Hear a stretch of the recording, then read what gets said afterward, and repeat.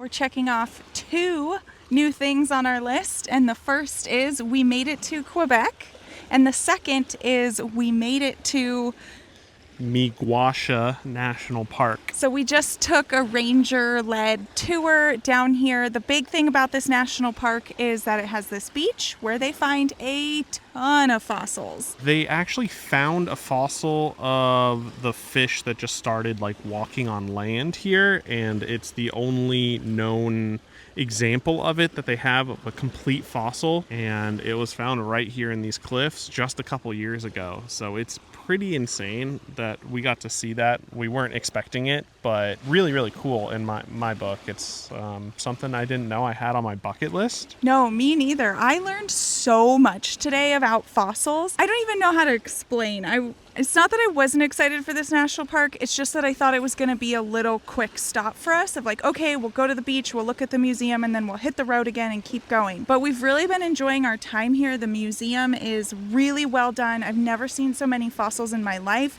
and so many awesome fossils. They're not just the flat ones that imprint on the rock. They have, what did she call them? 3D? Three-dimensional fossils. Yeah, three-dimensional fossils, which is when the animal dies with sand or some sediment or something in its body, it keeps its shape when it fossilizes. So it's just been such a learning experience that we decided, okay, the museum's so cool, let's go do the 45-minute ranger-led tour because the timing worked out perfectly. And she brought us down to the beach here, taught us how to look for fossils, taught us about the different rock layers, taught us how they find fossils, and it's just been phenomenal. So we're gonna take a little more time to look for some fossils because we do have to hit the road.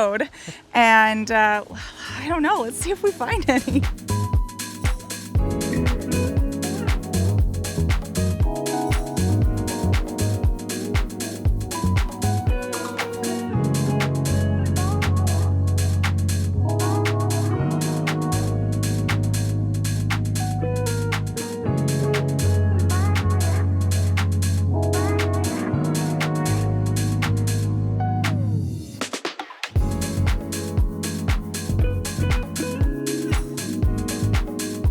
So the ranger made a joke that when you look for fossils down here, she taught us what type of rock to look for, but she said that literally they are always face down.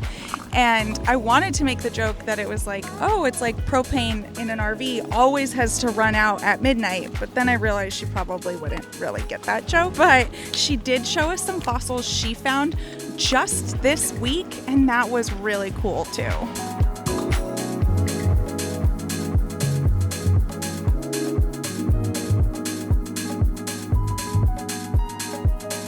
After leaving the national park, we headed for the mountains. We were hoping to find an easy boondocking spot along the way, but it turned out to be a little trickier than we expected. So instead of forcing it, we kept driving and made our way to Saint-Anne-de-Mont. Sorry to my French speakers if I'm butchering that. But once again, Overlander came in for the win because it scored us this spot on the waterfront.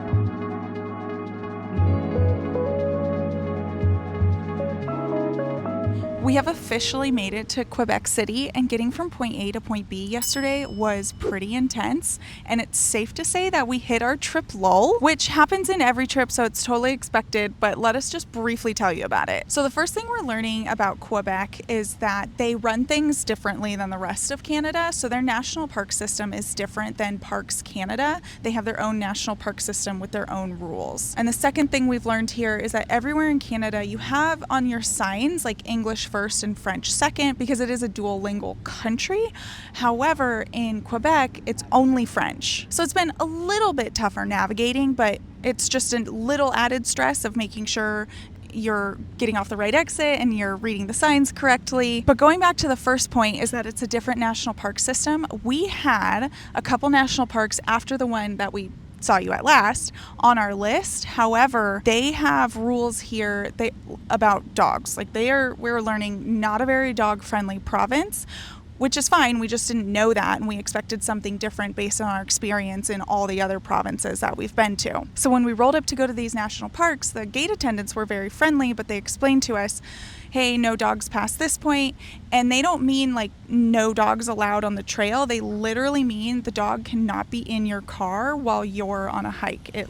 They have signs that literally say no dogs allowed past this point. And that makes it pretty difficult to obviously go places in the national park. So we ended up skipping 2 national parks that we had planned on going to. We actually pulled up to the gates and talked to them, and when they told us that we couldn't go anywhere, that's why we skipped them. So we said, like, let's just drive to Quebec City. But it was the windiest day that we have ever driven in the truck camper. The wind was so strong, it actually moved our truck camper back like, half of an inch, but still I thought that was very crazy because it was such a strong headwind. And then also we got into smoky Canada, which is always the worst when it just smells like smoke outside from all the wildfires, which are over in Saskatchewan and Manitoba, I believe. So a couple provinces over, the wind was just bringing the smoke all the way over here. But we finally made it to Quebec City, and I chose an audio tour from a company we had never used before because they were the only one that had a driving audio tour of Quebec City. But Quebec City is extremely hilly and was extremely busy. And so after doing about half the tour, we ran into a height restriction, and that it's just really stressful pretty much the entire time, going really slow with all the people, that we abandoned the audio tour and came to our parking place, which I think is great. Yeah, it's a really good location. It is 75 Canadian a night, which works out to be about 55, 54 US. But for us, it was like a sanctuary at the end of the day, because after all the driving and the wind and the smoke, and then through the tiny, tiny streets of Quebec City, it was exactly what we needed. And it's right here in the city, so it's perfect. We just decided, okay, let's explore by foot. So we rolled in, we were super stressed, but we're like, okay, we got this. Let's go take a decompression walk with the dog, because it's right by the marina. So we decided to walk around the marina. And as we're walking, this guy yells at us in French, and we stop and we go, oh, I'm sorry, do you speak English? And he switches to English, and then he just starts cussing us out. But it was really rude, and so we were like, okay, thank you so much. I'm so glad you switched to English to cuss us out. But we do think he was just some random drunk, because he was slurring his words, and he did have a beer can in his hand. So we ended up just going back to the RV, and we were like, we're not going out tonight. So we just took showers, relaxed, decompressed, and now we are feeling so much better, and we can actually laugh about everything less than 24 hours later. I'm excited to see, since we did get a taster yesterday on the auto tour, that what Quebec has to offer.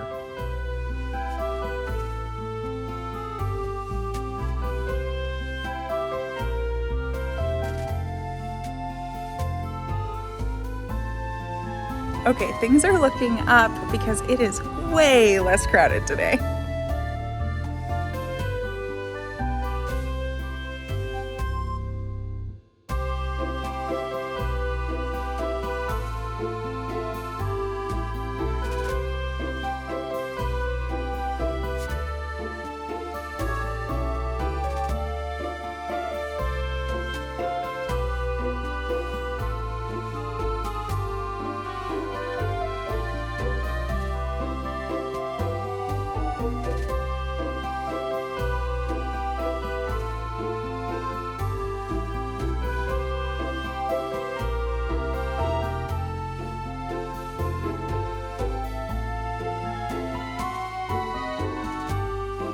I think it's safe to say that we have redeemed Quebec in our minds. Would you? Yeah, absolutely. It is not a driving RV city. No. So take that lesson learned from us, come straight to this parking area. I'll put the link in the description of the video so you know where to go, and then just walk it, because it is obviously such a walkable city. It's so cute. It feels like you've been plucked out and just dropped into the middle of France. I mean, with the beautiful architecture and the cobblestone streets, it's just stunning. So we were able to just grab a beer, grab a gelato, walk around, decompress even more, and we definitely have this on our list of places to return to. All right, so it feels weird for us to be packing up and leaving, but that's what we're doing, and it only feels weird because it's 6 o'clock at night. I guess that kind of reminds us of Alaska. A little bit, yeah, except for the sun, instead of being up until 11, is setting at 8, so... Yeah, so we're only going to make it about an hour out. But we have a long drive to our next destination, so we're going to have to do a couple of big days. All right, let's go.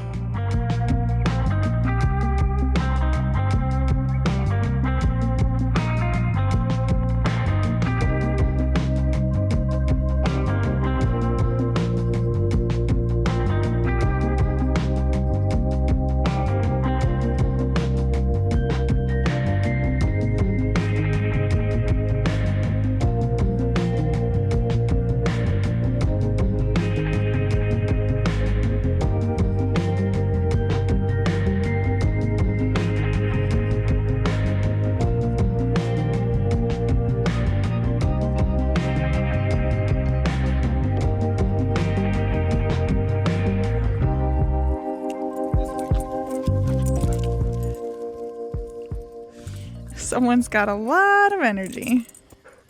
We made it to our lot docking spot tonight. In Canada, there's a lot of these places that they provide where you are able to sleep over the night. Normally, it just has like a bathroom. You can tell this one used to have a facility, but even though it's shut down, they're still providing a porta potty. And then they normally have like picnic tables like this. And you are allowed to sleep at them unless they've specified no camping. So you'll see those signs. But this one was also on iOverlander, so we know it's good to go. So you might be wondering, why'd you even leave the city if you only went an hour? But when you have a 17-hour drive ahead of you, getting out of the city is a good idea just because you could avoid any potential traffic. And then for us personally, we just didn't want to spend another $50 to stay in a lot when we can stay in a lot like this for free.